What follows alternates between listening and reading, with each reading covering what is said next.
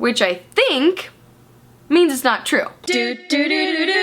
Cassidy Quinn. Hey guys, it's me, Cassidy Quinn, and welcome to For Real Friday. Number one, happy Friday to you. Congratulations, we made it to the end of the week. And number two, if you don't know what this is, For Real Friday is my new series where every Friday we just sit down, have a little chat about something real, unedited, whatever we feel like talking about. And by we, I actually mean me and you. So far, I have decided the topics, but moving forward, I would love it if you tweet me or Facebook me if you have something you feel like we should all be chatting about, and then chat in the comments however you feel about this. This week, I would like to talk about alternative facts, because apparently those are things that exist in our world right now. If you have no idea what I'm talking about, last weekend, I believe the day after Donald Trump officially became president of the United States, his White House press secretary, Sean Spicer, held a press conference, and they were talking about the numbers of how many people attended Donald Trump's inauguration, and it came out that supposedly these numbers that they were saying about how it was the most attended and most watched inauguration of all time were not true. So then Kellyanne Conway, the consultant to the president, Donald Trump, of course, said on television in response to that they don't necessarily have to agree with the press. They have alternative facts.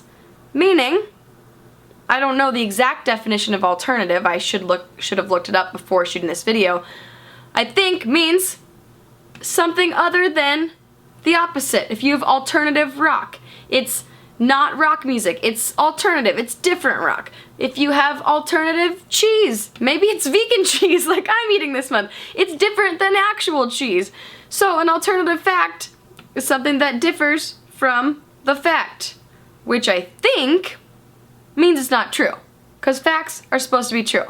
But so I've been thinking about alternative facts this week, and the funny thing is, if you didn't know about that whole alternative facts thing before watching this video, congratulations, you did a good job of like ignoring the world this week, which I think is actually important sometimes, to tune out and not just like sit and read Twitter and read the news and read Facebook and just get overwhelmed with things that are happening.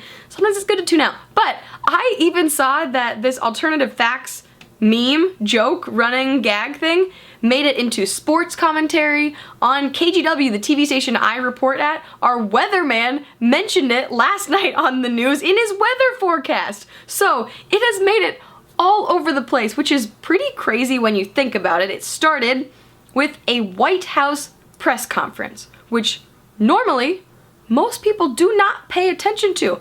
I am guilty of that. I don't pay attention to a lot of them. I mean, think about how many press conferences Obama has had over the past 8 years of his presidency, and think of how many you've actually watched or listened to or read about. Maybe you've watched all of them, I have no idea. But it is kind of cool that people are paying attention, right? So this alternative facts thing happened, and then I got a message to my Facebook page from a man named Jim Sabri, hopefully I'm saying your name correctly, asking and just saying a question and a general concern about this whole fake news thing that has been happening all through the election.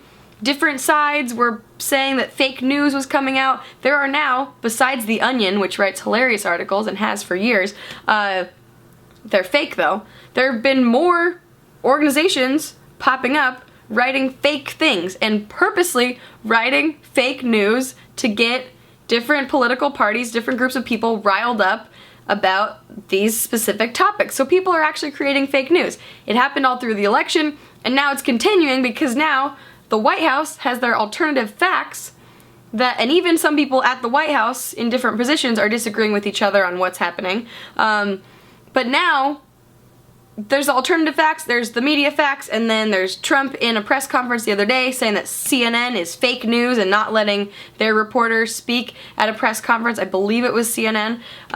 So Jim had asked, when he sees fake news, what can he do to try to help push the good information over the bad and try to debunk these fake news? If you're reading an article, what can you do to tell if it's real?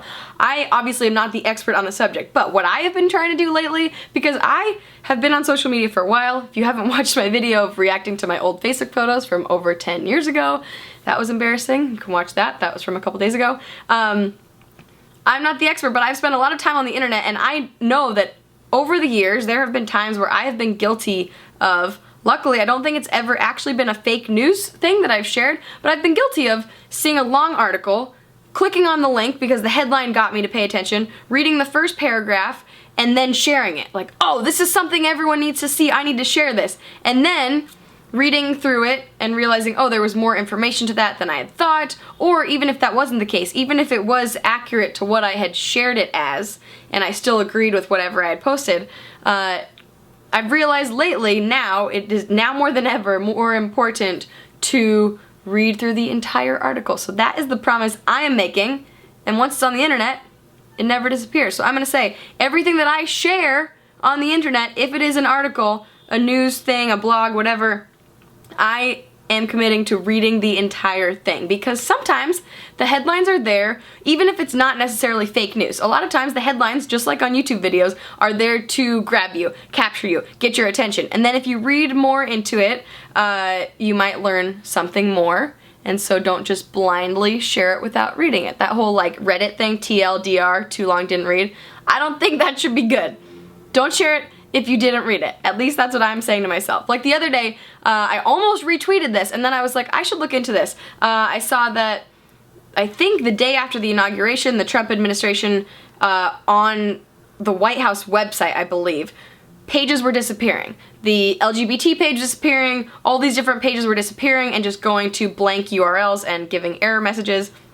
And I was like, that is horrible, they're removing these things. Then I read this article that had said maybe this is part of a transition, and what happens when one president takes over from the other one, there's a whole transition of the website where they have to take down things before they put up new things. Who knows? We'll have to see whether these sites come back or not. But the point is, I didn't feel comfortable sharing that and saying, oh my god, this disappeared forever from the White House and they don't care about this just because it disappeared right away. Because maybe they're working on their version of it and they're going to put it up at a later date. So that isn't necessarily how you should feel about that, but that was just one instance where I was like, oh, it was good that I read that whole article before just sharing this blindly. So I think that is one of the main things that I'm going to try to do to prevent fake news from spreading even more, and then also just spreading articles that do fact check. There are so many journalists. I work for a news station, but I usually get to do the fun side of things, so today I actually did a segment about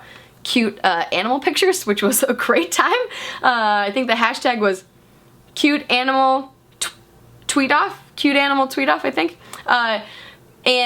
But there are people that I work with, people at other news organizations all over the country and the world that spend their time fact-checking and getting the important information out. So sharing those things is good. When you see alternative facts being spoken, and then you see journalists that are working hard to get out the right facts, the non-alternative facts. How many different ads can we what?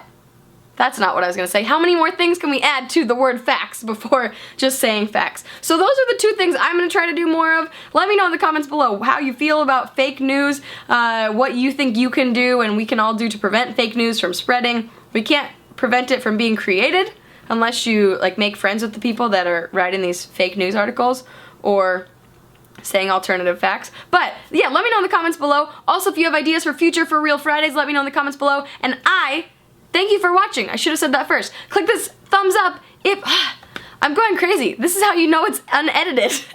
Oh, so I know this was supposed to be unedited, but I went and ate, and while I was eating, I remembered I forgot to say one thing. Check the sources. That's another way to figure out if you're reading fake news or not. Look where it's coming from, whether it's from a legitimate news organization or from some kind of alternative fact organization. Depending where it is coming from, that's just one easy thing that you can look at. Okay, that's it.